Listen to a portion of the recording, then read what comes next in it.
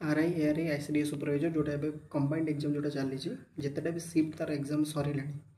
जमीक यहाँ तार 11 तारीख जाए बोलते अच्छे मे भी तो 11 12 जो जहाँ भी अच्छी तो जी सिफ्ट आज जाए सर तार से सिफ्ट को एनालिसिस कर टीसीएस एग्जाम कंडक्ट कर मैथ लेवल टी भल आसूसी जो मैंने जानी मत कह पड़ोनी टीसीएस जीएस पेपर भी केमती आसे आपने जानी जो जीएस पेपर से भाई आसूसी मैथ रे सिलेबस रे ज्योमेट्री त्रिगोणोमेट्री एगुड़ा सब आसूची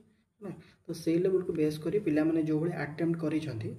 जदि आम एनालिसिस करवा देखा तो एक्सपेक्टेड कट ऑफ आपंकर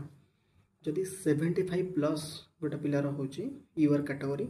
देन सेफ स्कोर अच्छ नथिंग एल्स किसी करवा दरकार नहीं मेन्स में पढ़ापढ़ी आरंभ कर 75 प्लस